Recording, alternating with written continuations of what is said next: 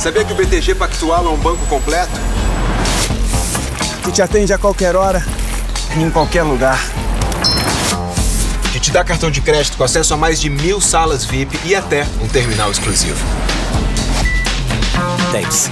E ainda tem cashback do IOF em suas viagens. Tudo isso com o melhor time de investimentos do país, com opções para todos os perfis. BTG Pactual. Quem espera mais de um banco, merece o BTG.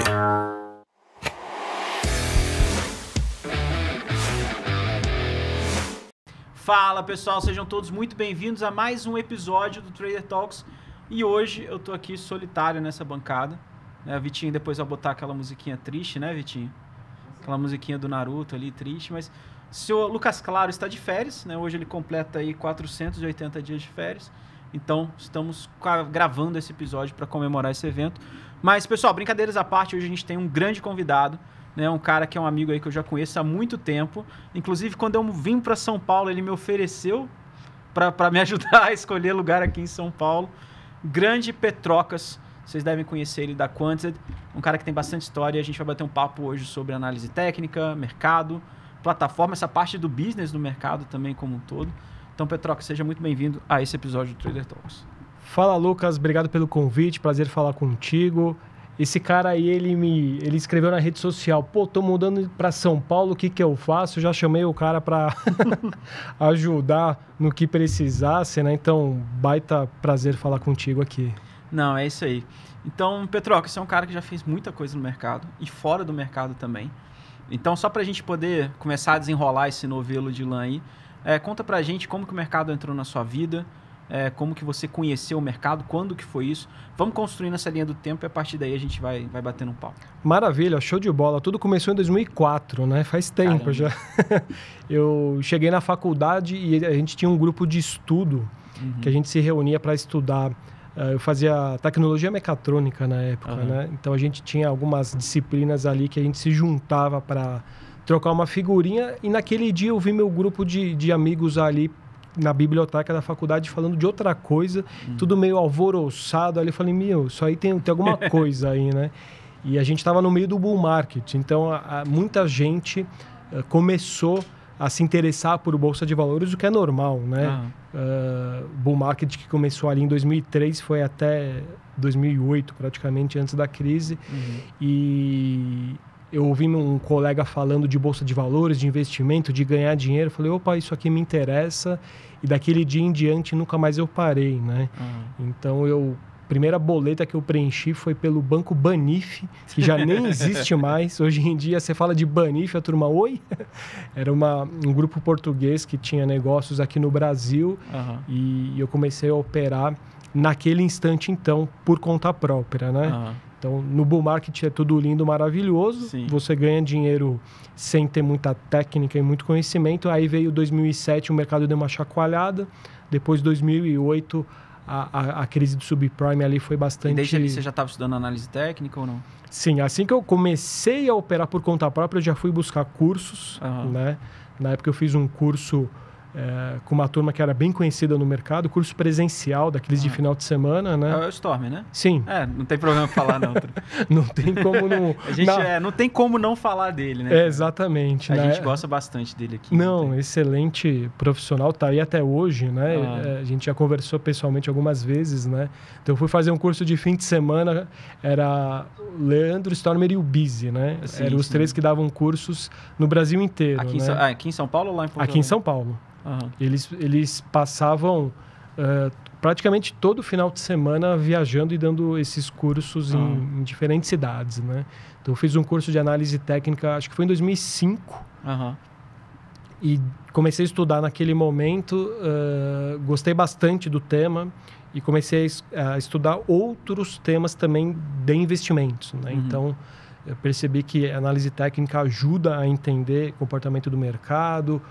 Para a parte de trade, eu acho que é uma ferramenta muito prática e que realmente te ajuda a escolher bons investimentos no mundo de renda variável, mas eu fui estudar outras coisas também, tanto que em 2011 eu fiz uma transição de carreira, né? Eu saí da área de engenharia e automação, que é onde eu atuava, sem ter parado de estudar e de acompanhar o mercado, e aí eu fui para um banco, né?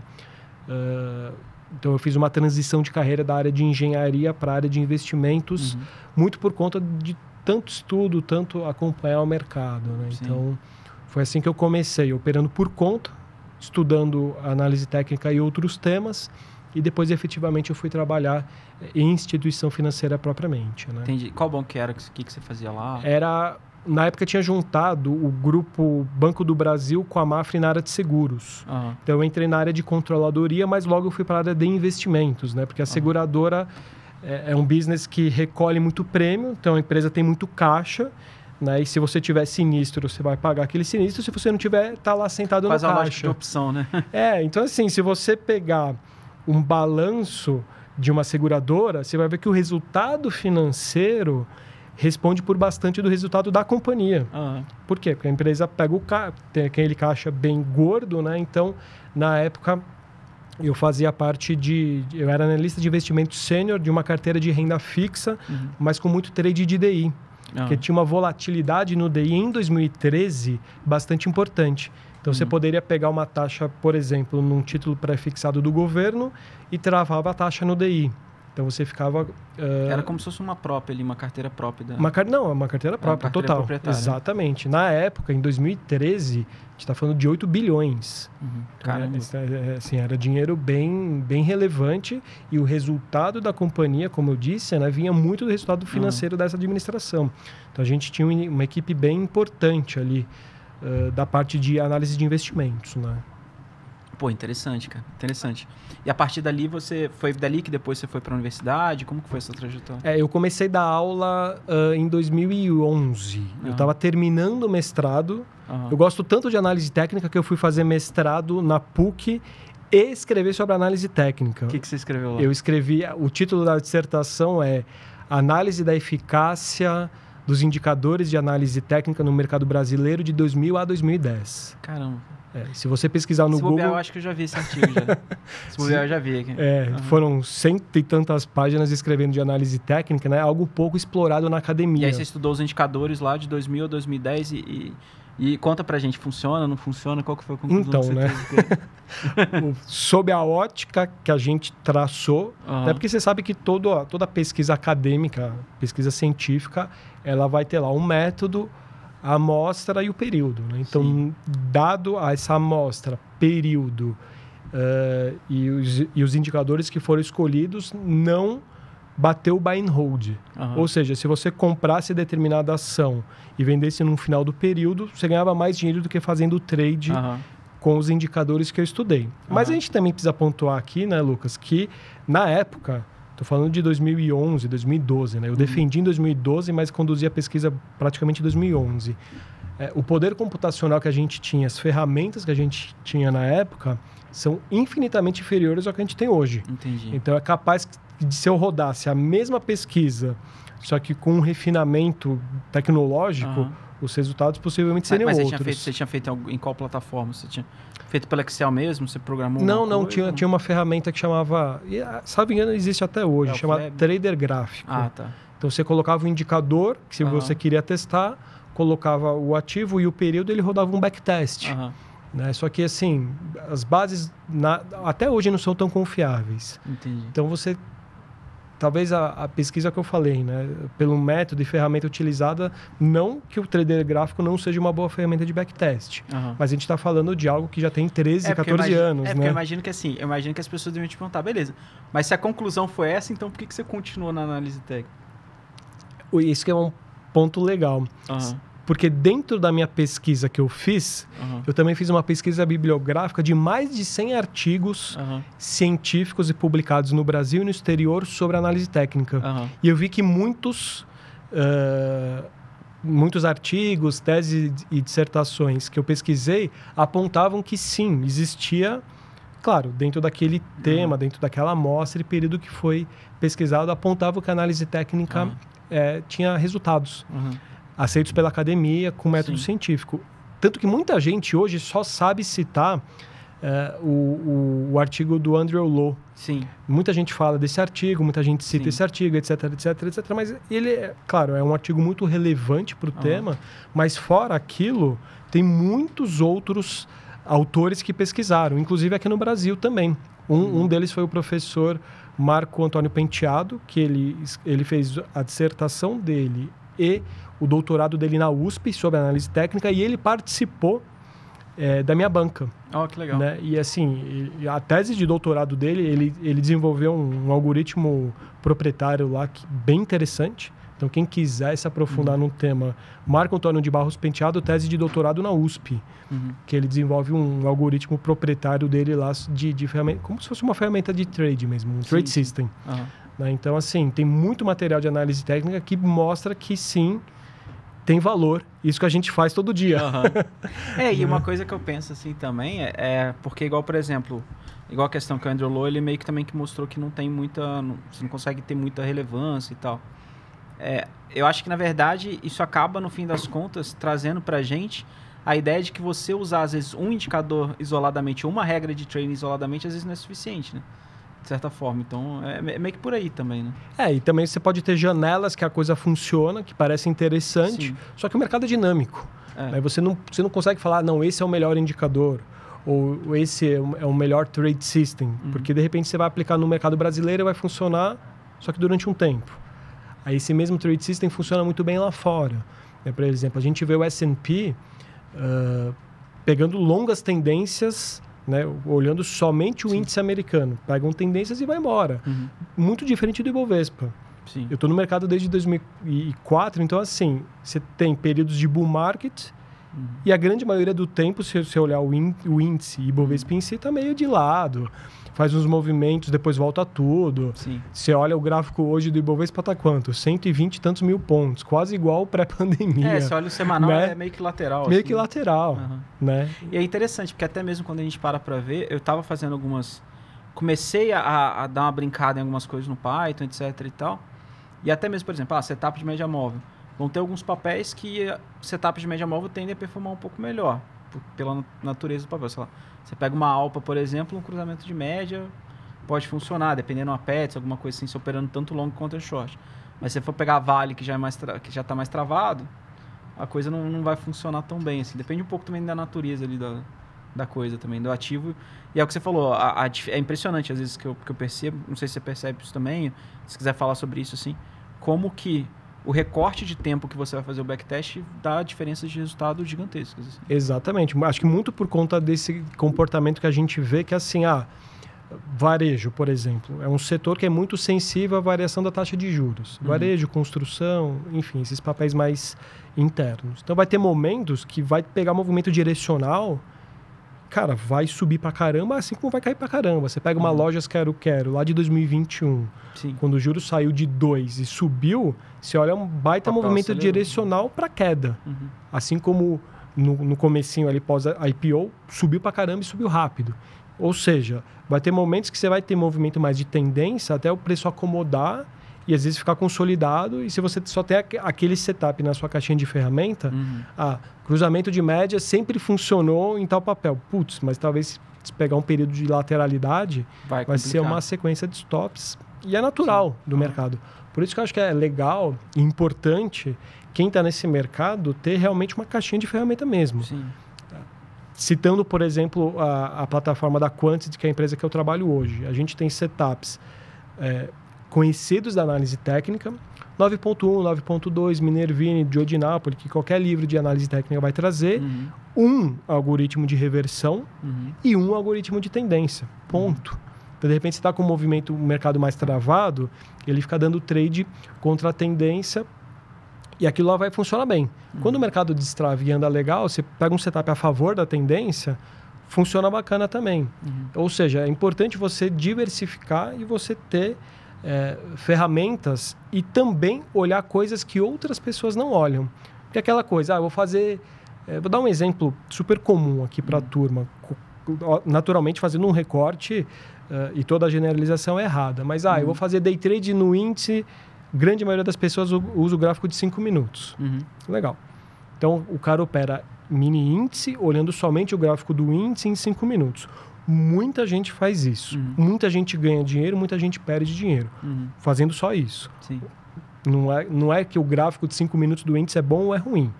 Vai da habilidade da pessoa extrair dinheiro olhando para aquilo. Legal.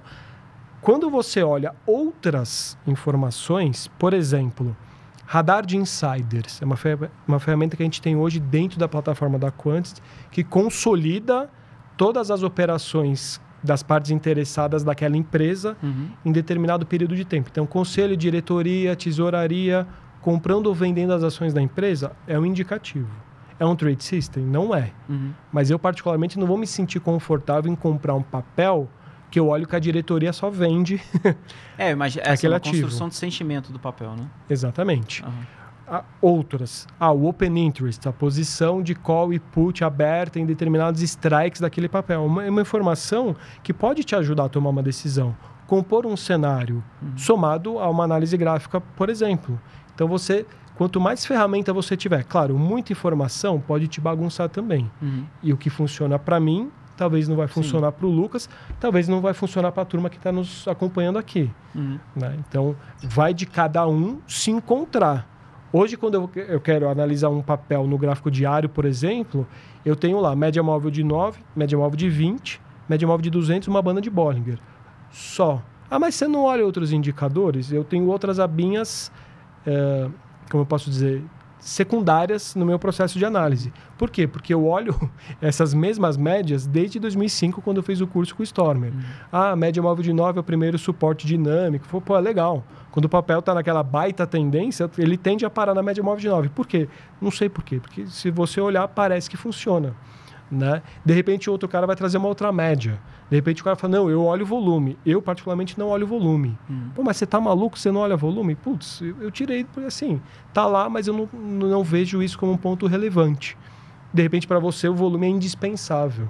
De repente, para fulano, o OBV é indispensável. Vai de cada um. Né? Se você abrir o Profit hoje, você tem 200 indicadores à sua disposição. No TradingView, 500, porque as pessoas publicam indicadores proprietários e fica lá na base do TradingView. Ou seja, no final do dia, cada um vai ter o seu processo decisório dos investimentos. Eu brinco que é como se fosse uma receita, né? Você chega pra mim e fala assim, sal é bom? Depende, você vai fazer o que com sal? Tal coisa é bom, sei lá, uma cenoura é bom? Depende, qual prato que você vai cozinhar com isso? No fim das contas, eu tenho de cada um. Eu tava até curioso de falar isso. A gente estava com café da manhã com alguns clientes, e aí eu fiz uma apresentação para eles que era como analisar o mercado igual um analista profissional. Que era basicamente comentando o jeito que a gente faz aqui dentro do banco e atendendo aquelas frentes que a gente já conversou e tal, que a gente atende. E aí o pessoal achou que muitas das vezes eu ia comentar sobre setups, estratégias, etc. Só que a gente fez todo um papo antes sobre filosofia de trading e algumas premissas que a gente acaba adotando. Então, só para quem está em casa e ter oportunidade, eu estava comentando também com eles, por exemplo, sobre a lâmina de Ockham, que é um argumento em que... É um princípio em que se você tem duas... Como que eu vou dizer isso? A lâmina de Ockham, ela é como se fosse o seguinte, se você tem duas ferramentas que elas chegam na mesma conclusão, né, se elas chegam na mesma eficácia, aquela que for mais simples, você deve preferir ela. Então, se você tem duas formas de chegar no mesmo lugar, o formato mais simples deve ser preferível. Então, sei lá, no meu gráfico, igual para swing trade, etc., eu tenho 3 médias e um IFR, basicamente.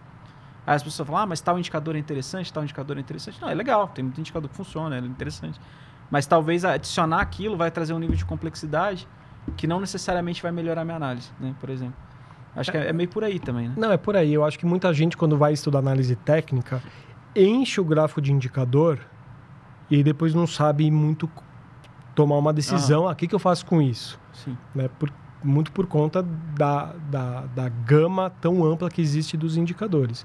Então, cada um vai ter que, em alguma medida, falar assim, eu vou ter que colocar o que vai funcionar para mim e, de certa forma, meio que casar, sabe assim? Sim.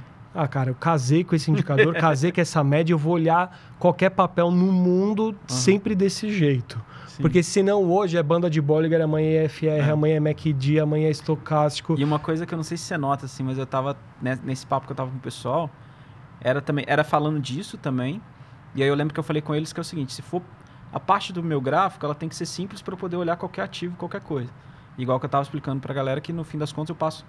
A maior parte do meu dia eu passo falando, apesar de ter a sala, eu falo de análise técnica para fundamentalista e para macro, o dia inteiro. Então, não dá para você chegar para um cara desse e falar assim, não, porque tem sei lá, um Williams R aqui, que tem isso aqui, um Bollinger Bandwidth, que o cara não vai entender nada. A média ele já está mais acostumado a ouvir, o FR e tal. E ao mesmo tempo, se for para ficar mais complexo, que seja para ficar mais complexo numa análise macro mais robusta, né?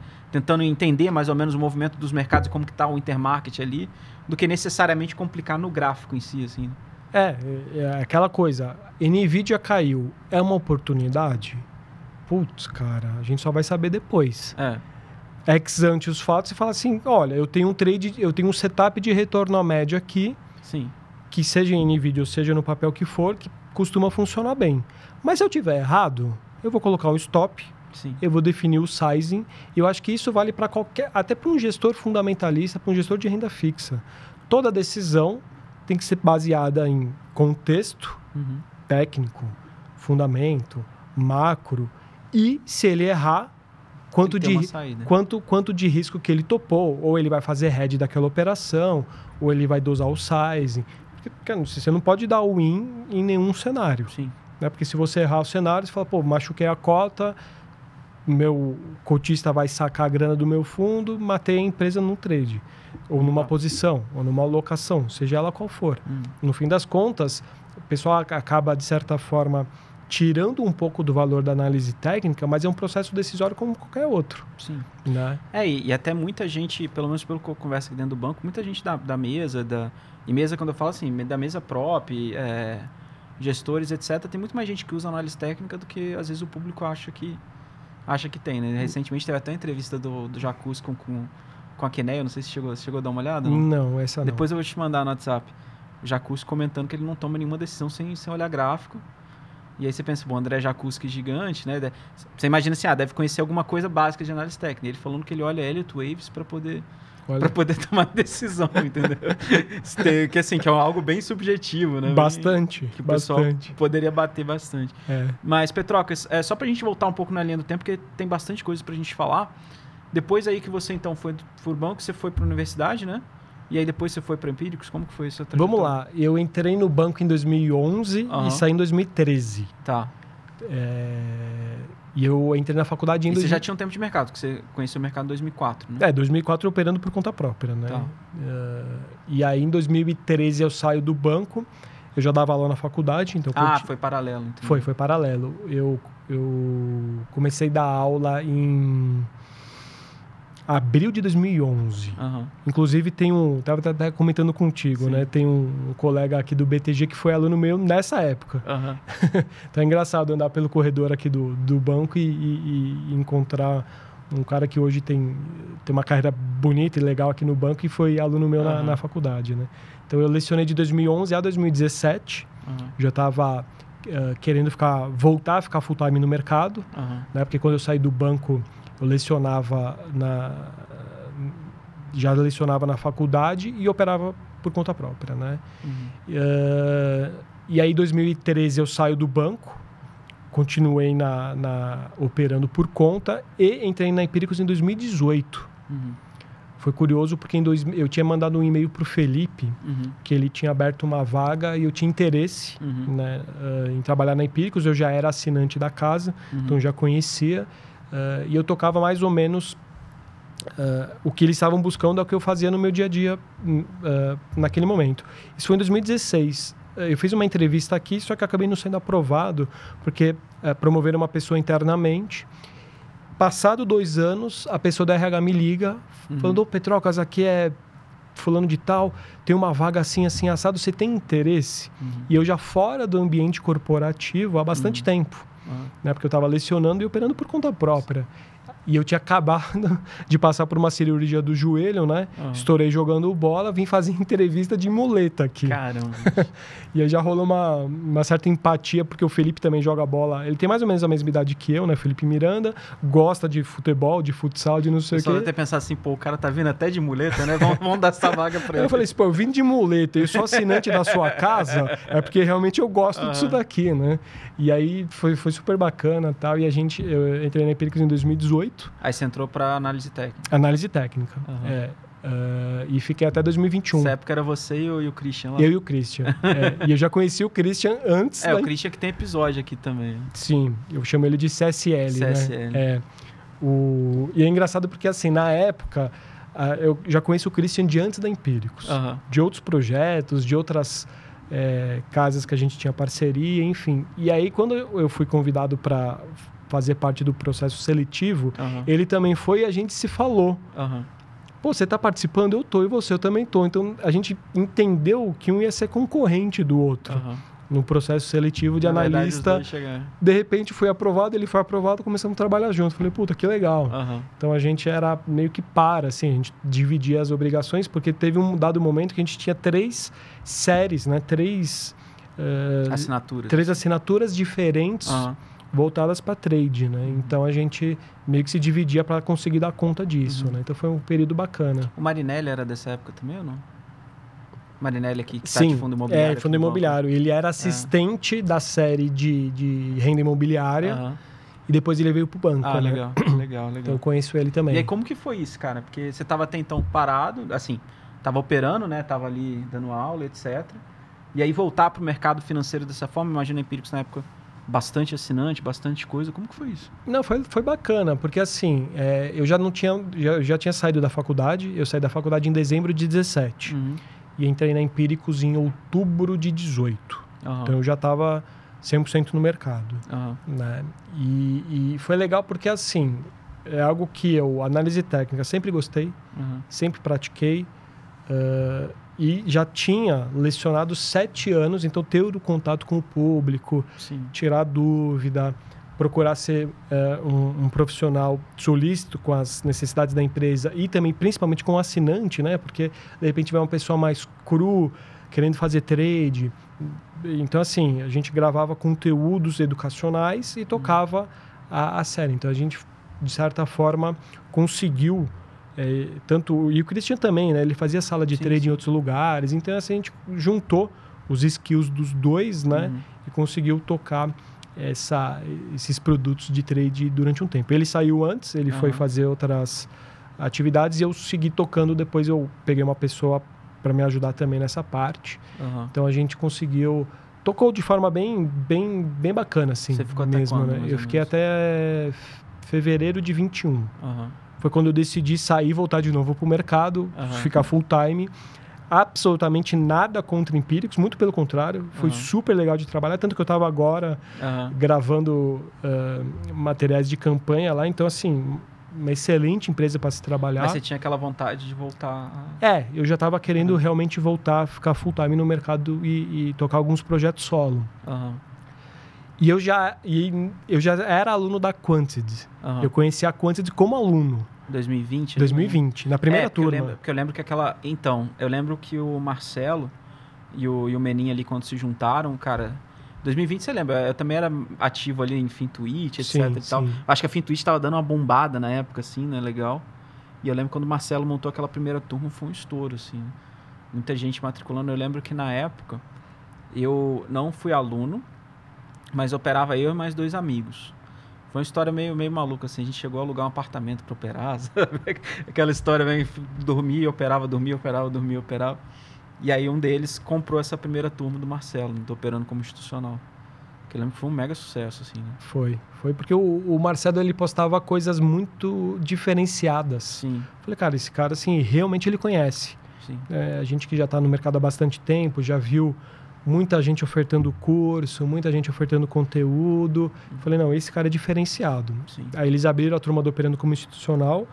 Eu fiz o curso e fiquei no grupo de WhatsApp como aluno normal. É uma coisa, quando a gente para pensar, já tem 5 anos. Já. Caramba, passa muito rápido, né? Parece que foi ontem. Essa janela da pandemia aí bagunçou bem o nosso relógio natural, né? E aí, nisso eu saí da Empíricos e... O Pedro, ele estava montando, tirando a Quantity Research do papel.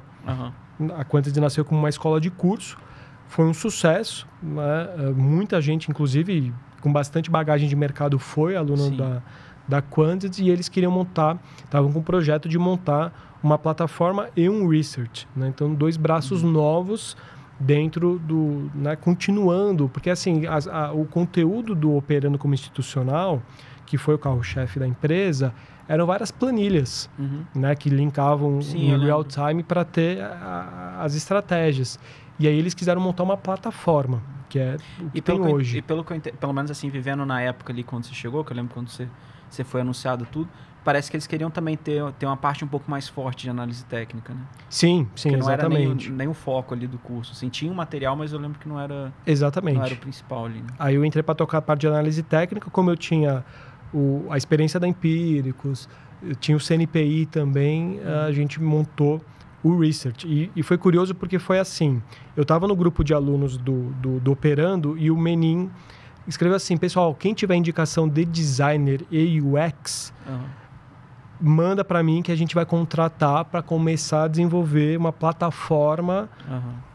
E aí eu indiquei um amigo meu que é diretor de produto até hoje lá.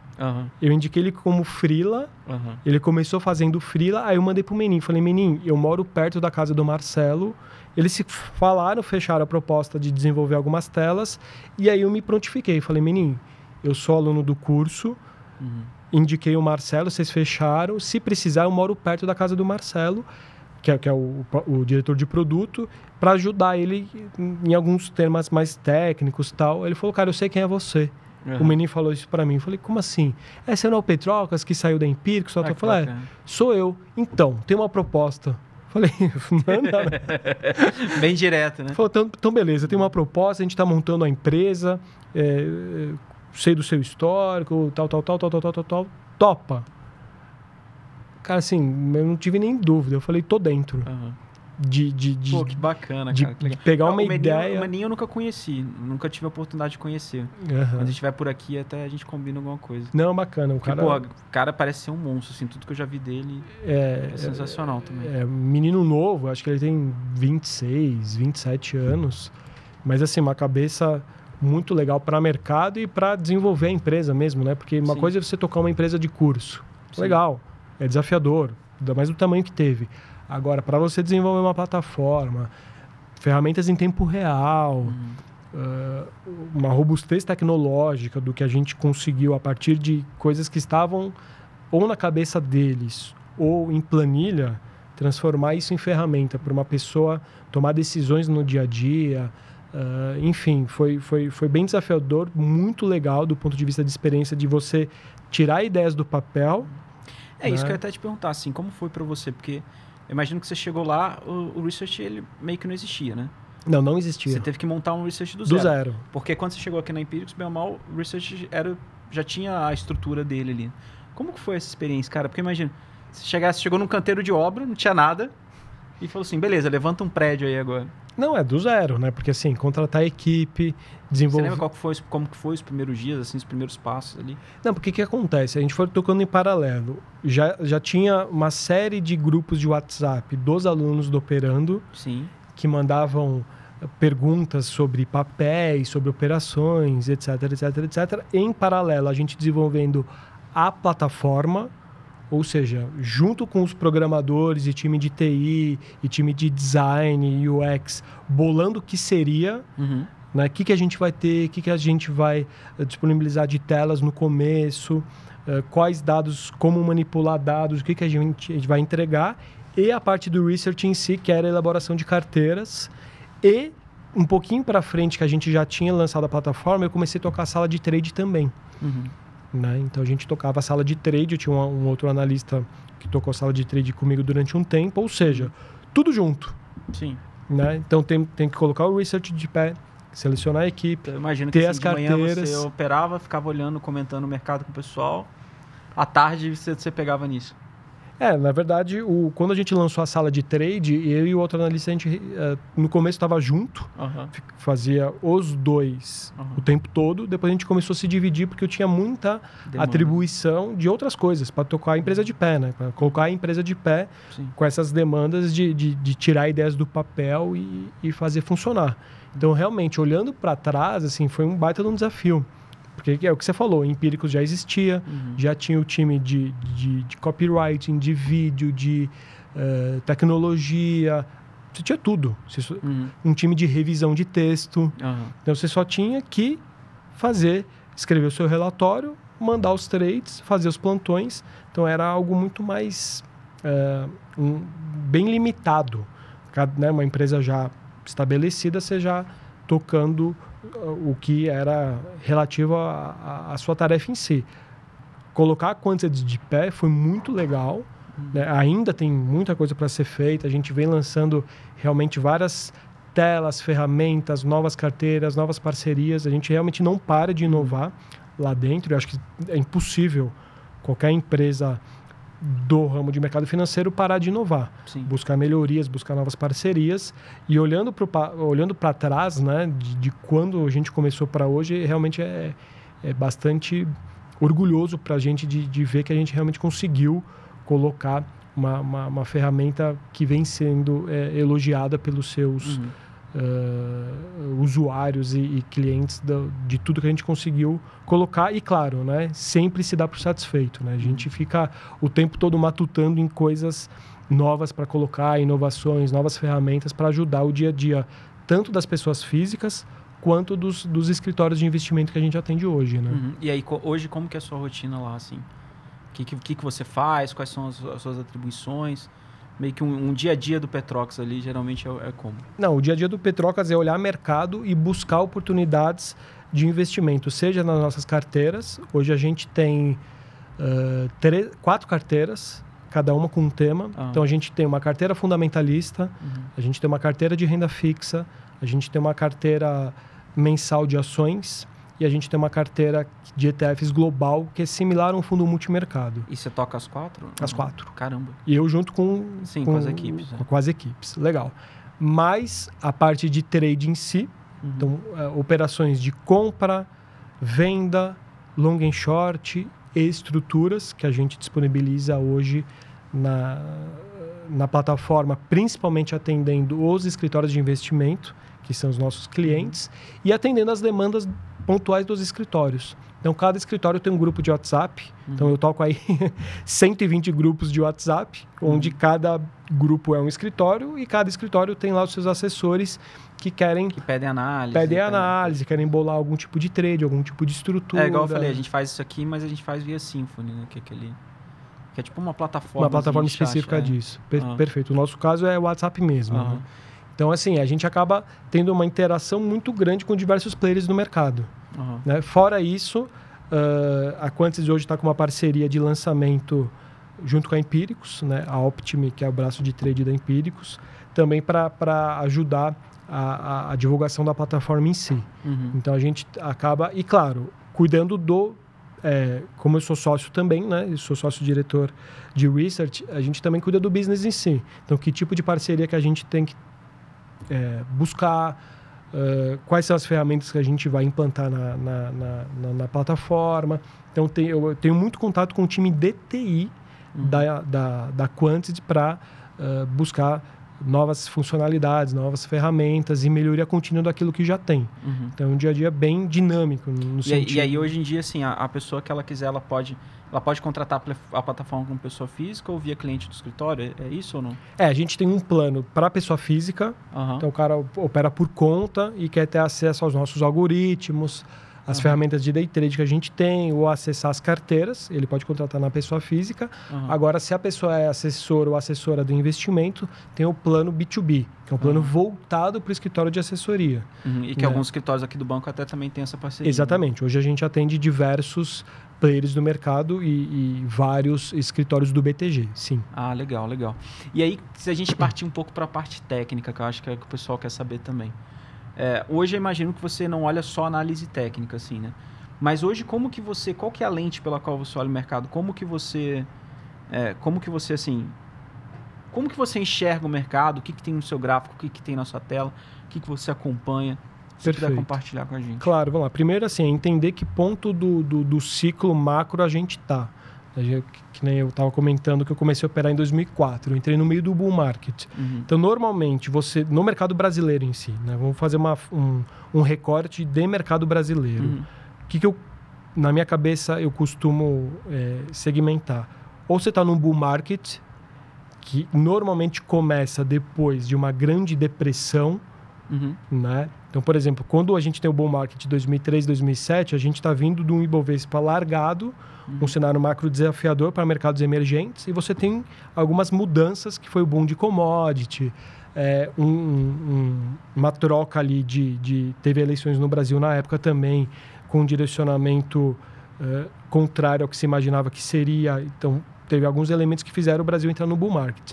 E um período que usualmente tirando os grandes crashes de mercado global, períodos de baixa volatilidade, mercado mais travado, que às vezes vai durar ali 5, 6, 7 anos. Então, a gente tem meio que essa alternância de bull market com movimento corretivo. Então, hoje, quando eu olho para o Ibovespa, eu sei que a gente está continuando um movimento que começou lá em 2020. Porque se você tirar o período da pandemia, que caiu rápido e voltou meio que rápido, a gente está lá no mercado lá lateralzão, Ibovespa 120 mil pontos, e ao que parece vai continuar, na minha visão, nesse mercado mais travado. Parece que a gente precisa ainda chegar no fundo do poço para entrar num novo bull market. Isso olhando para o Ibovespa. Dentro do Ibovespa tem papel em tendência de alta, tendência de baixa, normal. Isso a gente já sabe. Então, bancos puxando recentemente, né? YouTube, Banco do Brasil, Petro naquela região de topo que parece que não vai, parece que não amassada. vai. Exato. Então, assim, quando você olha para o mercado, para o Ibovespa, me parece que a gente ainda está terminando um ciclo corretivo, que é esse momento de mercado mais travado, mais chatinho, mais desafiador, que é muito parecido com o que eu vi na prática de 2010 até 2015. Sim. É o mercado caindo devagar. Eu lembro que uma vez eu comentei isso no Twitter, assim, que eu estava começando a olhar umas coisas para trás e aí... É engraçado como parece mesmo, né? Aquele mercado bem travado, bem sem um direcional tão definido. Ou então, às vezes, você consegue ter até algumas pernadas fortes, assim, né? Mas você vê que o negócio volta tudo depois. Tudo. Nos últimos 3 anos, se a gente for falar, é como se fosse assim, sei lá, primeiro semestre a gente tem um mercado, segundo semestre volta tudo. Primeiro semestre ou sobe muito ou cai muito, no segundo semestre, seja para alta ou para baixa, o movimento devolve tudo. 2023, por exemplo, a gente teve aquele rally de fim de ano. Sim. A curva de juros lá nos Estados Unidos fechou bem. Sim. O mercado ligou o modo risk-on, foi às compras, salvo engano... Não fez nenhum respiro para pegar, né? Nada, direto. Você pegar novembro de 23, acho que o Ibovespa subiu 15. Sim. E depois mais 5 em dezembro, sei lá. E se não me engano, fechou com... Eu não lembro se eu tô falando bobagem, não sei se o Ibov chegou a fechar com 20% de alta, sendo que olhando nos últimos 2 meses só, assim, praticamente. Só. Exatamente. E depois voltou tudo, né? Começou 2024, mercado chato, travado, não sei o quê. Aí no meio do caminho um movimento de alta e no fim acabou o ano... O Ibovespa ano 2024 acho que fechou em queda de uns 3, 4%. Apesar que no final do ano ainda acelerou para baixo. Então, assim, quando você perguntar, Petrox, o que você olha assim? Primeiro, que momento do ciclo que a gente está?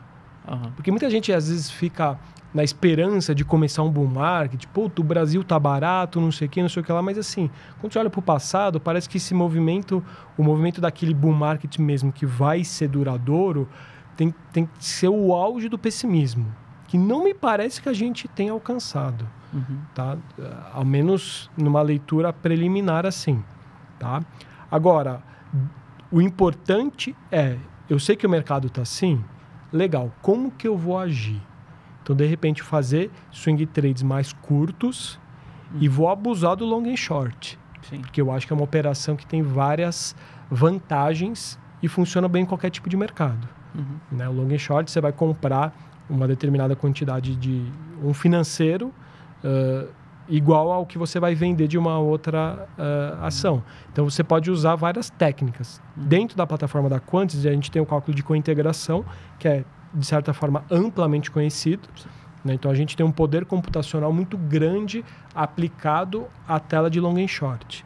A gente tem lá série histórica de todos os ativos do Ibov, todos os ativos do Small, mais alguns ETFs, mais algumas BDRs com liquidez. Ou seja, não chega a ser infinitas, mas são diversas combinações possíveis cruzando dados em tempo real para buscar oportunidades que estejam cointegradas, que passem no teste de Dickey-Fuller, que esteja com o resíduo da regressão acima ou abaixo de 2 desvios. Ou seja, você pode nem ser expert em long and short, Você já tem um dado bem compilado, bem bonitinho, separado em empresas do mesmo setor. E conhecendo vocês, eu imagino que deve ter um material ali meio que explicando também como a pessoa olha aquilo, né? Toda a tela da Quantity tem um tutorial. Então, nunca ouvi falar em long and short. Você vai ter ou um vídeo, ou um material em texto, ou às vezes até os dois, para justamente ajudar a pessoa a entender do que se trata. E dentro da plataforma também a gente tem um curso completo gravado. São 11 aulas ali, esmiuçando cada ferramenta da plataforma. Ou seja, quem nunca operou vai conseguir entrar na plataforma e ter um conteúdo que ajuda a entender cada tela, cada ferramenta, cada funcionalidade da plataforma. Então, o mercado, quando eu olho para o Ibovespa hoje, me parece que a gente ainda vai passar por um período desse mercado mais travado. Não impede do Ibovespa subir, às vezes fazer uma pernada, igual a gente viu de 5 de agosto do ano passado, durante um mês mais ou menos, o Ibovespa subiu reto. Assim. A gente abriu naquela segunda-feira com baita gap de baixo, não sei se você lembra, tinha saído o payroll. E se não me engano posso estar falando bobagem, mas acho que foi justamente naquela época também que o mercado lá fora deu uma panicada, que voltou da panicada, na verdade, né? Que o Iene tinha feito aquele desmonte de posição. Foi. Começaram com subjuros no Japão também. É isso aí, subjuros no Japão. Aquele desmonte de CTA e tal. Exatamente. Só que ali foi uma baita oportunidade olhando para o passado, né? Então, abriu num gap de baixo, eu sei que foi 5 de agosto, porque 3 de agosto foi meu aniversário. Aí eu voltei do meu aniversário, um puta gap de baixo, falei, puta, ferrou. Aí conversando, até a gente fez um comitezinho, eu, Marcelo, o Pedro, falou, não, isso aqui, vamos ficar de olho, porque talvez seja um bom ponto de compra. Então a gente fez um comitê macro para debater o que estava acontecendo e não deu outra. O Ibovespa abriu o guepado, deixou um martelão no diário, depois foi embora. E é curioso, não sei se você acha isso também, mas assim, olhando para o intermarket ali, eu não sei se você gosta, mas a gente gosta bastante de fazer aqui, você olha, parece que o mercado meio que voltou para aquele patamar, né? Você olha um 10 anos, você olha um DXY, você olha o próprio dólar, que é um triênio que a gente está falando, parece como se o mercado tivesse voltado no tempo para um agosto 23, os patamares de preço estão meio que tudo isso. Agosto 24. Agosto 24, isso. É isso aí, exatamente isso. Ou seja, teve aquela vol, não sei o que lá, acomodou meio que tudo igual, né? Não, o intermarket, ele ajuda a explicar muita coisa, né? Porque assim, se você vê o DI empinando, você vai olhar para varejo de construção, consumo para você vender. Né? Assim, eu gosto de usar muito as pegadinhas que o mercado faz, né? Porque assim, às vezes tem alguns papéis que a gente olha há tanto tempo, só falando um pouquinho de intermarket, né? Se olhar tanto tempo que você fala assim, puta, o gráfico, sei lá, de RADL3 ficou bonito para comprar? Ficou, pode vender.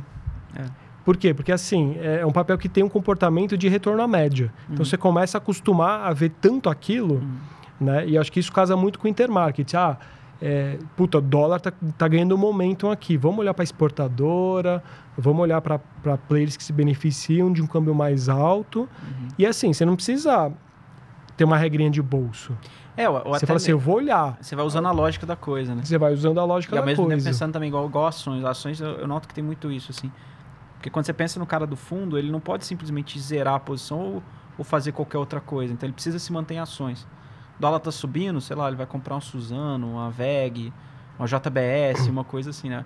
Uma forma de se expor a dólar indiretamente também. Então, essa dinâmica acontece bastante. Acontece bastante, mas assim, precisa ter alguns cuidados também. Né? Se você testar a correlação mesmo, você fala, não, eu vou provar estatisticamente que a coisa funciona, você vai pegar janelas que não tem nada a ver às vezes. Né? Mas, é aquilo, você fica de olho. Então, se você tiver um sinal de compra legal num papel, que você beneficia de um dólar mais alto e o dólar tá, legal, show de bola, funciona. Mas você não pode também ter algumas regrinhas de bolsa e achar que vai funcionar sempre. É dinâmico, exatamente. E é engraçado que você falou da Rádio L3, me lembrou uma situação de Vale que eu estava acompanhando com o pessoal na sala. Eu estava vendo nos últimos meses, os dias que a Vale fechou em alta em relação ao fechamento anterior, né, nesses dias, Vale não só caiu, Vale também subiu, etc. Quando você vai ver, a maioria dos dias, na verdade, ela fechou abaixo da sua abertura. Tá. Né, que é aquele dia que a gente fala, que a gente está acompanhando. Agora até que diminui um pouco isso, mas aqueles dias que Vale abria com gap de alta, o pessoal raquetava na abertura. Então, às vezes ela chegava até a fechar em alta em relação ao fechamento anterior, mas fechando abaixo da abertura. Abaixo da abertura, normal. Aqueles gap que você fala, isso aqui não vai dar certo. Uma hora vai entregar, né? Uma hora vai entregar a paçoca. Exatamente. Mas pode falar. Não, e uma coisa que eu olho muito, eu aprendi até com o próprio Christian, é olhar as mineradoras pares da Vale. Sim. Muita gente fala, o minério. Não, esquece o minério. Olha a BHP, Rio Tinto e Anglo-América na Bolsa de Londres.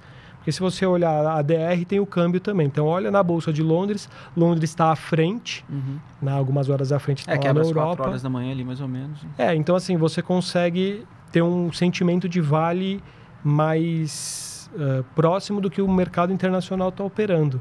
Porque agora é feriado chinês, mas você consegue ter um sentimento de como que os pares estão performando lá na Bolsa de Londres. São coisas que pouca gente fala. Você fala assim, o minério subiu, o Vale tem que subir. Putz, cara, esquece isso daí, porque tem algumas... principalmente para olhar a abertura. Né? Claro que ao longo do dia pode ter uma dinâmica diferente, mas são coisas que você vai aprendendo. Sim. Né? Às vezes você olha... hoje, a correlação, por exemplo, do Bitcoin com as empresas de tecnologia está muito parecido. Sim. Então, assim, o mercado vai comprar Big Techs lá fora, você olha, as criptos estão subindo. É o Nasdaq High Beta. Assim. Exatamente. É isso aí. Então... interessante também como que essas relações do próprio Intermatic, elas... o pessoal está muito acostumado a operar risk on, risk off só, né? Mas você tem os plays de recessão, que o S&P cai, com o Treasury fechando também.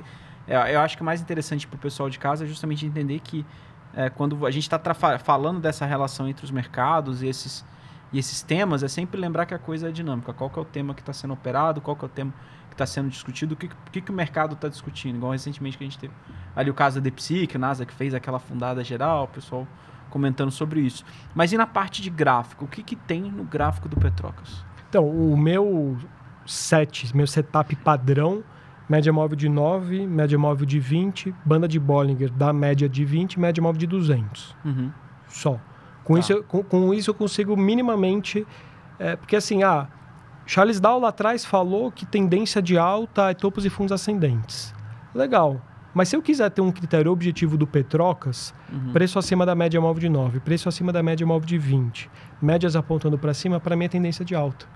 Não preciso olhar, aqui é topo, aqui não é topo. Enfim, eu coloco... Esse é o meu... setup padrão de gráfico. Aí eu tenho outras ferramentas que eu gosto que são secundárias. Então, o primeiro qual é a tendência? Alinhamento de médias, eu vou saber qual é a tendência. Como que eu gosto de atuar? Ou contra a tendência, quando os preços estão muito longe da média móvel de 20, eu só preciso de um indicador para isso, que está lá no Profit, que foi desenvolvido pela turma da Leandro Stormer, que é o LS Volatility Index. Então, preços longe da média, eu tenho um indicador que já está nativo lá do Profit, que me ajuda, que está lá desenvolvido. Legal. Ou se eu quero... Só desculpa, como que você usa esse indicador? Qual que é a leitura dele? Então, ele tem por padrão, tem um nível que ele chama que é 30. Ele não é um oscilador igual a FR, que é de 0 a 100. Ele é um indicador que ele mede a distância do preço até a média móvel de 20, ponderado pela volatilidade do papel. Tá, então, quando o preço está muito longe dessa média, em relação à volatilidade dele, ele fica o LS fica acima de 30. Ou seja, quando o preço está colado na média, ele está no zero. Não tem distância do preço para a média móvel de 20. Legal. Isso me ajuda muito a ter um sentimento de contra-tendência. Quando eu tenho o meu algoritmo lá, proprietário da Quantity, que a gente batizou de azul e marrom. Azul, sinal de compra, marrom, sinal de venda. Eu lembro quando vocês botaram essa cor. Tem um branquinho também, não tem um? Não, o branquinho é o Kendall, não, é azul e marrom? Azul e marrom, só.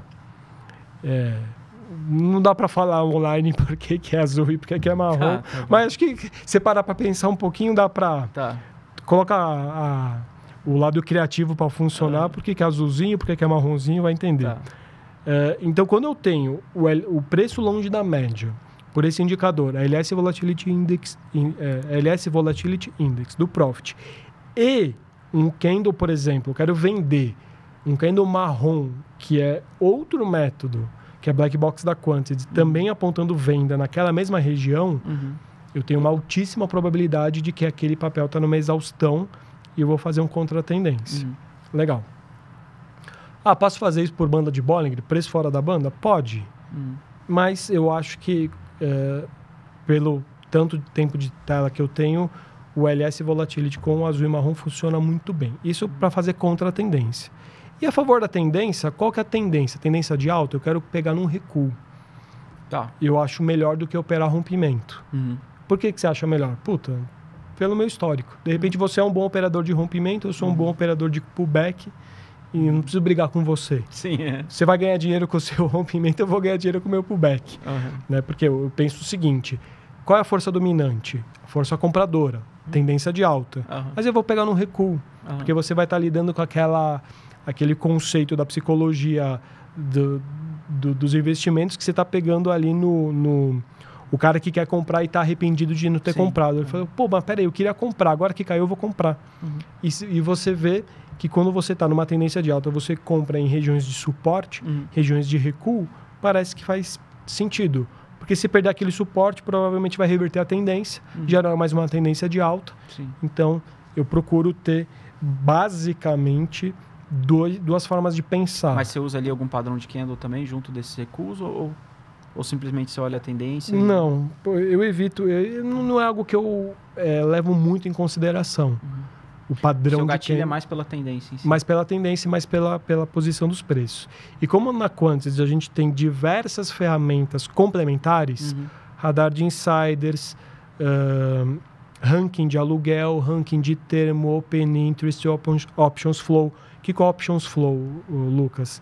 Cara, isso é legal de falar, porque eu acho que pouca gente conhece. Né? Puta, cara, eu lembro de alguns casos fatídicos que a nossa plataforma pegou, operações pouco usuais em opções. Put spread de Amer, lojas americanas, antes do fatídico rombo do balanço. Alguém, cara, encheu o carrinho de put daquele papel no volume abrupto, sem nada aparente. Opa, peraí. Vamos ver o que tá. Vamos ver o que... Claro, não é setup, não é porque teve uma negociação via derivativos diferente do usual, que não, é dinheiro garantido. Não. É mais um input para você ter no seu processo decisório. No mesmo caso de Amer, também tinha, dentro da ferramenta radar de insiders que a gente tem na plataforma, uma negociação de venda por parte da diretoria e dos conselheiros muito alta.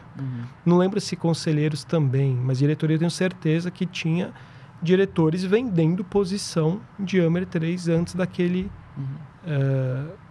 anúncio do rombo no contábil. Ou seja, alguma coisa tem. Disso, como que eu quero me expor? Quero shortear o papel? Quero comprar uma put? Quero comprar uma put spread? Quero fazer uma trava de baixa com call? Não sei. Cada um vai tomar uma decisão a partir de uma informação. Que você deve usar isso também meio com um pouco de suporte à existência de alguns papéis também, né? Vendo ali. Sim. Quais são os strikes que você tem uma quantidade maior? Exatamente. Recentemente, na Brave 3, tinha muita call fora do dinheiro aberta quando o papel estava lá na lona. Né? No final do ano passado, ali em novembro, Brave 3, a empresa tinha anunciado que tinha parado a produção, não sei o que, o papel lá na lona e um monte de gente montando posições com derivativo fora do dinheiro. Aquilo lá te dava um indicativo. É o que eu falei, nem sempre uma posição em derivativo com opções fora do dinheiro ou extremamente relevantes por notional ou por financeiro vai ser um trade certeiro, mas te ajuda a tomar a decisão. Eu lembro também um caso que eu falei até na sala de trade ao vivo, isso lá em 2021. Saiu, acho que um call spread em Sula 11, Sul América. Falei, cara, nunca teve liquidez em opção em Sula 11. Vai vir alguma coisa. Deu uma semana, anunciaram um deal com Redditor. Um belo dia, a Sula 11 abriu com um gap de alta de 30%. Falei, que coincidência, né? Então, você vê que realmente o mercado, às vezes, te dá pistas de onde seria um movimento mais provável que ele vai fazer. Às vezes, não vai ter pista nenhuma e simplesmente o papel vai andar para algum dos lados e legal, normal. Mas quando você tem um ferramental complementar ao gráfico, porque aquilo lá, o gráfico está lá, todo mundo sabe. Show de bola. Eu acho que acaba ajudando bastante você montar um quebra-cabeça e falar, putz... Eu costumo falar que, assim, até nessa conversa que tive hoje, falar que às vezes o que a gente chama de feeling de mercado, na verdade, não é que é algo que surge do nada, né? Não é algo etéreo, que está no subconsciente. Às vezes simplesmente é o fato de como você está olhando várias coisas ao mesmo tempo. Você está olhando vários inputs diferentes e aquilo te dá uma percepção, te dá esse sentimento, assim, né? E eu acho assim, Lucas, você pode usar a ferramenta que você quiser. Uhum. Uma ferramenta, 2 ferramentas. Você pode ler jornal e te ajudar, ou você pode ler jornal e te atrapalhar. Você pode ter grupo de WhatsApp com pessoas do mercado que podem te ajudar ou pode atrapalhar. No final do dia, é assim, o que eu vou fazer, qual é o contexto, se eu tiver errado, quanto que eu topo perder e ponto final. Se você tiver um bom processo decisório aliado a uma boa gestão de risco, isso vale para fundo de investimento, isso vale para a pessoa física, isso vale para os analistas, isso vale para qualquer atuante do mercado. Racional, sizing e diligência e aspecto emocional que conta bastante. Bolei um plano de trade e vou seguir o plano. Tanto que grandes fundos ou gestoras, enfim, tem o time de risco totalmente à parte do time de gestão e do time de mesa. Porque assim, um toma uma decisão, o outro executa a decisão e o outro, se der errado, levanta o VAR aqui, vou estopar essa operação e acabou. Você tem que ter essa separação das figuras, que é o que não acontece com o trader pessoa física. O dono do dinheiro é ele, quem toma a decisão é ele e ele é o gestor de risco. Então, se a pessoa física conseguir separar isso, essa figura, mesmo sendo ele mesmo, mas minha conta de trade é tal, minha conta de longo prazo é tal. Eu vou fazer um plano de trade, vou validar esse plano de trade, diariamente eu vou bater com um amigo. Pega uma pessoa física, chama a esposa. Fala assim, eu vou fazer isso todo dia. E o dia que você fizer errado, você vai tomar puxão de orelha da esposa, você vai ser um trader melhor. Sim. Ou de um amigo, ou de um colega de trabalho. Então, eu lembro da época que eu tocava sala de trade com o Christian, e a gente fazia um plano de trade, a gente fazia uma conversa preliminar, e um tinha que cobrar o outro. Falei, você falou que não ia fazer um contra-tendência hoje. Christian, não. Não. Ou ele também me tesourava. Falei, Petrogas, cara, se o seu setup hoje não tem contexto, você não vai fazer e acabou. Né? Então, um ajudando o outro a tocar a sala era legal, porque, querendo ou não, o aspecto comportamental, ele pesa bastante. Sim. Né? E uma coisa que às vezes o pessoal não entende, eu imagino que você deve ter passado por isso também nos dois lados, que o analista também ele sofre uma pressão violenta, assim, né? Quando você está... Porque tem muita gente que fala assim, mas o analista ele não está operando. Só que, dependendo da situação, dependendo da pessoa que você tem a questão de, pelo menos no meu caso, eu sinto até mais pressão do que quando eu operava para mim, porque eu fazia com o meu dinheiro e tudo bem. Agora, você tendo que prestar contas a muita gente, sabendo que cada recomendação, igual vocês fazem lá, você vai ter várias pessoas, centenas de pessoas que vão entrar e estão arriscando o dinheiro delas, assim, é uma pressão violenta também. É uma pressão violenta. Os bons profissionais, eles se cobram para ser profissionais melhores. E quando as coisas dão errado, é um jogador de futebol que perde um pênalti. Né? O cara vai sentir aquela situação, aquela pressão profissional. Um médico que errou um procedimento e causou uma lesão no paciente. Cara, é natural. Toda profissão tem o seu ônus e seu bônus, e quando as coisas dão errado, é natural que a pessoa não vai se sentir bem e vai tentar corrigir, né, a rota, vai tentar evitar de repetir aquele erro e por aí vai. Mas, cara, não tem jeito.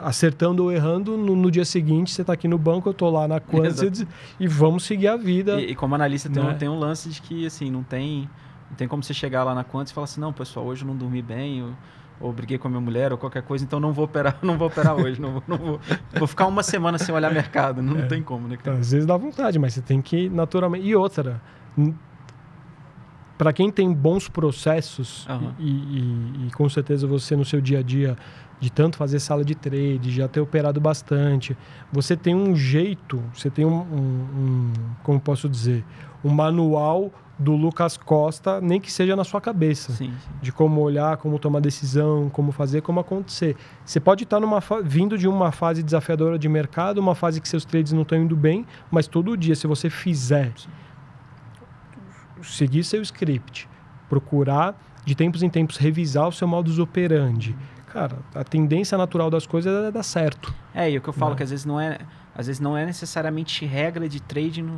no sentido, às vezes o pessoal até confunde, né? Quando a gente fala o plano ou as regras de trading, etc., como se fosse algo extremamente fechado, estrito, mas é meio que a diretriz, né? Qual que é a sua filosofia de mercado?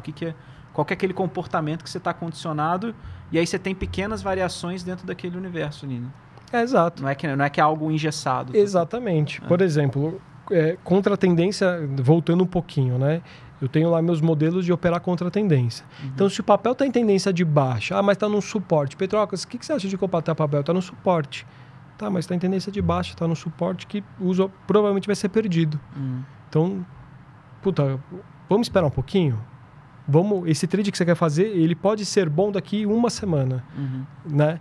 Então, o cara não vai conseguir me convencer de algo que eu falo, não é não. Então, assim, vamos evitar um pouquinho, vamos olhar outros papéis, vamos buscar outros... eu quero comprar banco, porque banco... Cara, legal, vamos ver qual banco que tem uma situação gráfica mais interessante hoje, amanhã, depois. Então, às vezes, você... E assim, quando você já tem o seu processo muito claro, a pessoa até cansa, ela desiste de argumentar com você, porque, cara, sim, sim, não, não, e acabou. Né? E às vezes para você que está condicionado àquilo, é muito simples ver e é muito óbvio, só que para quem está do lado não vê isso. Mas, JBS é um puta case, cara, mas está em tendência de baixo. Ou vamos esperar nessa outra região com suporte mais forte, ou vamos esperar os compradores irem, a gente pega carona com eles. Então, assim, saber esperar, saber falar não é uma baita característica importante para quem está fazendo análise, para quem faz trade, para quem toma decisão. Porque, cara, se você começar a falar sim para tudo, daqui a pouco, assim, principalmente no mercado desafiador que a gente está, vai queimar ficha à toa. Eu lembro de uma entrevista do Mark Minervini que eu vi, que ele falando que muitos jornalistas se frustram com ele, porque fala assim, você pode dar uma entrevista falando sobre os papéis e tal, e 95% das vezes ele fala dos papéis, ele fala que não está na hora de comprar, entendeu? Então tem muito jornalista que fica bravo com ele, fala assim, né? Porque uma coisa assim, a gente como analista, a gente fala assim, beleza, talvez não seja uma hora de comprar, mas ainda acho que está uma tendência de alta, ou está uma tendência de baixa. Não acho, mas assim, né? Dado a tendência de alta, isso deve perpetuar, talvez não seja o momento de comprar agora, mas a tendência está assim, assim, assado. E ele, como um cara que está mais preocupado, na verdade, só na posição em si, né, e não fazer análise, ele fala que os jornalistas ficam mega frustrados, porque 95% das vezes então, beleza, e tal papel? Acho que não tem que fazer nada. Não, mas e tal papel? Não tem que fazer nada, e tal papel? E aí o pessoal fica puto com ele, né? Engraçado, assim. Mas no fim das contas, o jornalista, ele quer escrever algo que seja chamativo, ou que tenha uma narrativa legal, uma história legal. É normal, mas também não adianta você forçar a barra, né? Não, vou contar uma história bacana aqui, sendo que no final do dia, para mim é o que você falou. Não dá para fazer nada, fica de fora e espera. Exatamente. E até para ajudar quem está em casa, né? Já que a gente falou isso de processo, de construir isso, e eu acho que conforme você vai avançando, igual você lá na Quantz, que tem um monte de responsabilidade, é uma empresa que, assim, obviamente, você toca ali a parte de análise técnica, mas tem que ter um processo desenhado, porque se um dia você estiver fazendo outra coisa lá dentro, se estiver em outra função, esse processo tem que desenhar. Se você puder falar para quem está em casa, assim, como que você sugere para a pessoa construir o seu processo de trading? Assim, se você pudesse dar uma dica, um passo a passo desse processo, igual você construiu para você. Não, bacana. Primeiro, assim, ter um mínimo de informação que seja relevante, né? É o que eu falei. Se você conversar em grupo de WhatsApp, ler notícia, ler opinião em rede social, ouvir live de gestor, olhar gráfico, balanço, você vai ter tanta informação para digerir que você, no final do dia, vai se perder. E provavelmente você não é especialista em tudo. Em tudo, né? Exatamente. Então, o ideal é ter as suas próprias convicções. Demora para a pessoa desenvolver o que seria o mindset dela, no sentido de o que eu uso, o que eu não uso. E assim,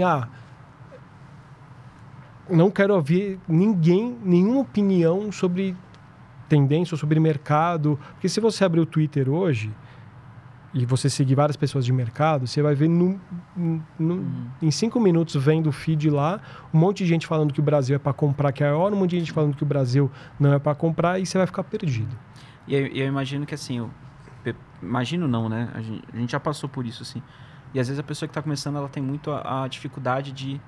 Que é umas coisas que às vezes a gente já não tem. Então, por exemplo, às vezes eu olho lá no seu Twitter, eu olho no Twitter de outras pessoas, tá bom, fulano tá enxergando isso, Beltrano tá enxergando isso, tá, discordo, ou então concordo. Você consegue fazer uma análise dependente. Isso. A pessoa, quando ela tá no começo, ela... se fulano tá vendo isso, não, então é porque é isso. Mas se Beltrano tá vendo isso... Não, peraí, então é diferente aquela independência de você simplesmente olhar um colega de profissão e falar assim, legal, pô, fulano tá enxergando isso aqui, beleza. Exato. E você não consegue manter independência, né, muitas das vezes. Então, assim, ter pouca informação para você digerir, entender que tudo que é bom e duradouro leva tempo, né? Principalmente quando a gente fala se refere a dinheiro, todo mundo quer ganhar muito dinheiro e o mais rápido possível. Sim. Você até pode ganhar muito dinheiro e rápido, mas você precisa construir os alicerces, inclusive comportamentais e psicológicos, para saber lidar com situações diferentes. Então, muita gente foca muito na técnica, né? E um dos grandes responsáveis pelo fracasso de diversos investidores, inclusive pessoas conhecidas, é realmente a questão comportamental. Então, ler também livros de comportamento e procurar ser uma pessoa disciplinada em diversos aspectos da vida.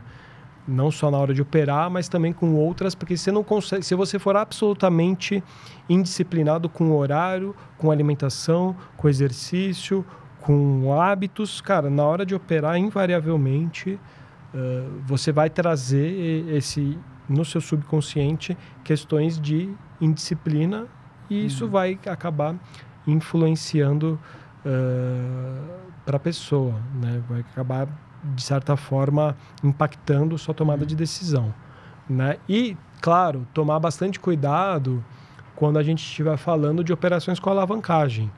Vou comprar tudo num pozinho de uma opção fora do dinheiro de tal papel, porque esse é o trade da minha vida, né? Tomar um pouco de cuidado com o trade da vida, porque às vezes não é, e se for errado vai te machucar, né? Então, um day trade com um contrato futuro que tem alavancagem, a gente já não precisa esmiuçar tanto esse assunto, que acho que já é um assunto bastante debatido, né? De que quando for fazer day trade, principalmente com futuros, tomar bastante cuidado e ter uma conta de day trade só para isso, né? Para você tentar ao máximo evitar de tomar um prejuízo muito grande.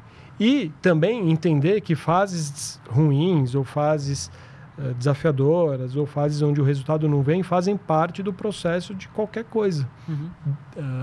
Empresas de sucesso passam por fases difíceis, empresários de sucesso passam por fases difíceis, analistas consagrados passam por fases difíceis, e entender que quanto mais você se aperfeiçoar, quanto mais você evitar de repetir os mesmos erros, mais forte, mais consistente você vai chegar em determinado momento da sua vida, né? E tomar um pouquinho de cuidado com a pressa, né? Minha avó dizia, a pressa é inimiga da perfeição. E aí ela complementava, e o apressado come cru, né? Você põe a comida para fazer no forno, não está pronto, você tirou, não tem jeito, vai comer aquele alimento mal cozido, né? Então, ter poucas informações para você digerir na tomada de decisão, ter paciência, ter resiliência e procurar ser uma pessoa melhor em diversos aspectos. Não só na hora de tomar uma decisão de investimento, mas também um amigo melhor, um filho melhor, um pai melhor, você ser melhor com você mesmo, né? É um papo meio filosófico da coisa. Não, mas isso é importante, cara. Mas quando você chega nos meus 40 anos, você fala, pô, se eu tirasse 3, 4 grandes erros que eu cometi na minha vida, né?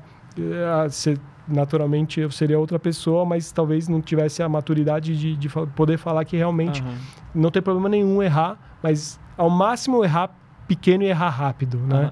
Isso é, inclusive, a filosofia de muito empresário, né?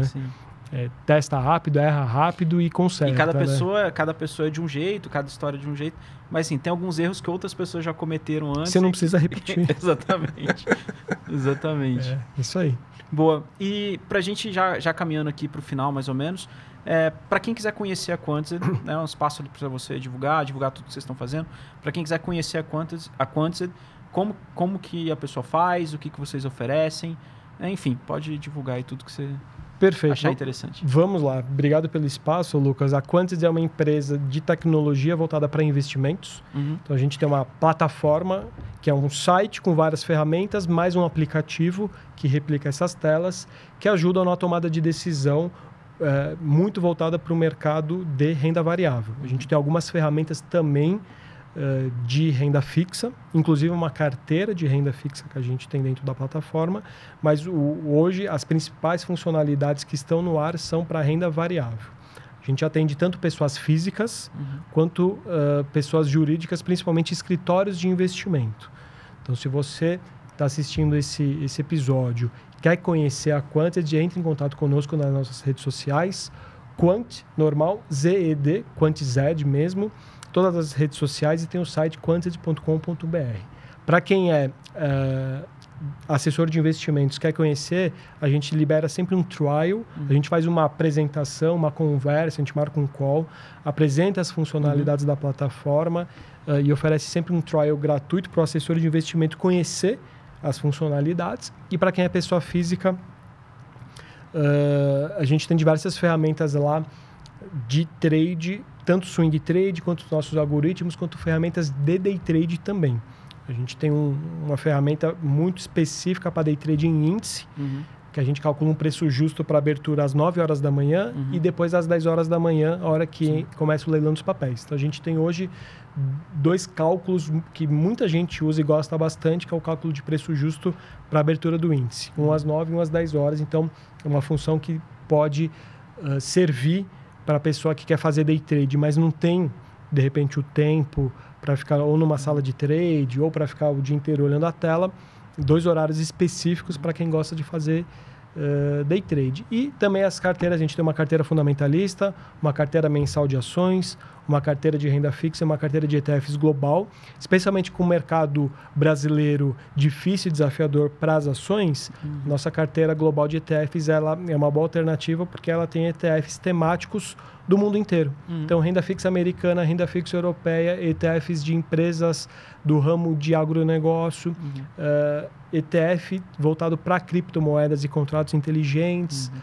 Enfim, a gente tem lá dentro da nossa carteira de ETFs uma série de ETFs onde a gente busca ter um retorno interessante com drawdown e volatilidade controlado.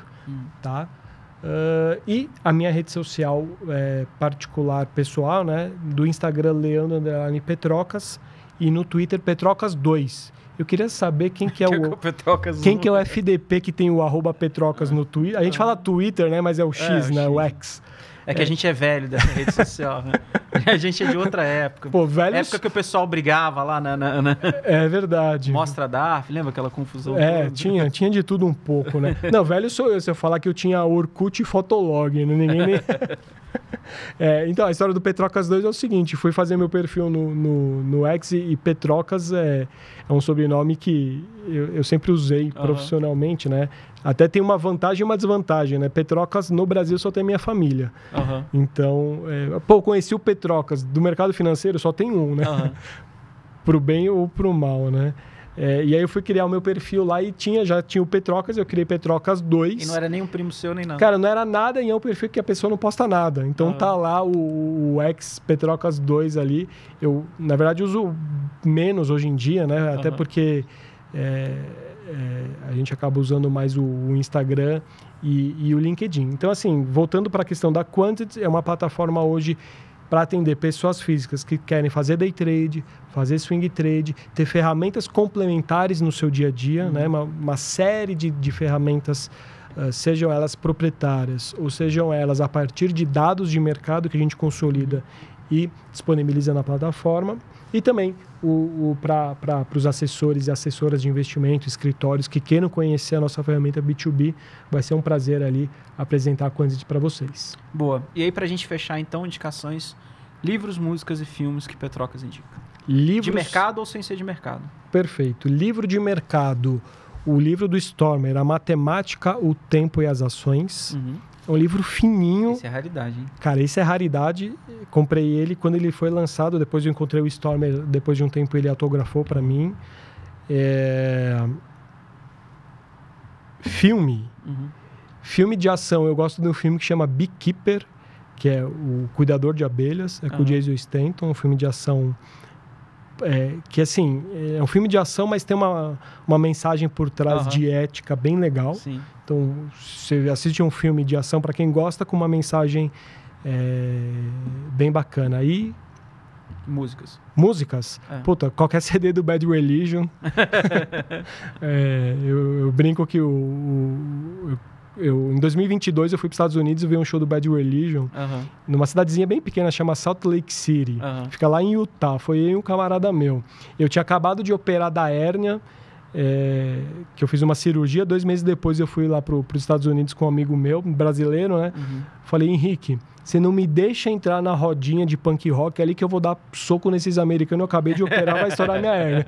Tá bom, tomamos umas canas, entramos na rodinha, mas deu tudo certo, não me machuquei. Eu acho que o Bad Religion tem uma sonoridade muito legal e letras muito inteligentes, né? Tanto que o vocalista, que é o Greg, ele é, doutor em filosofia, é um cara que conhece, ele escreve sobre vários temas, né? Então ele faz críticas bem inteligentes sobre várias coisas, eu acho bem interessante. Então, gosto da sonoridade e gosto das letras do Bad Religion. Então, acho que não vou nem citar outras bandas, porque acho que funciona muito bem para mim se aprofundar numa banda só e mandar ver.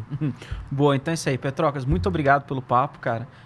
A casa é sua, sempre que quiser, chega aí, sempre... A gente particularmente, a gente gosta muito do pessoal lá da Quantity, Marcelo, você, a turma toda lá. Então, cara, obrigado por esse papo, acho que foi muito legal, acho que vai trazer um pouco mais de luz aí pro pessoal. E também para conhecer essas novas tecnologias, ferramentas, etc. Pessoal, então é isso. Se você gostou desse episódio, peço que você deixe seu like, curta, compartilha com seus amigos. E também não se esqueça de seguir a gente aqui nas redes sociais, @BTG Pactual, @LucasCostaT. E o Claro, ele tá de férias, mas aí você segue ele também, @lucas.mclaro. Te espero numa próxima, até mais e tchau, tchau. Valeu!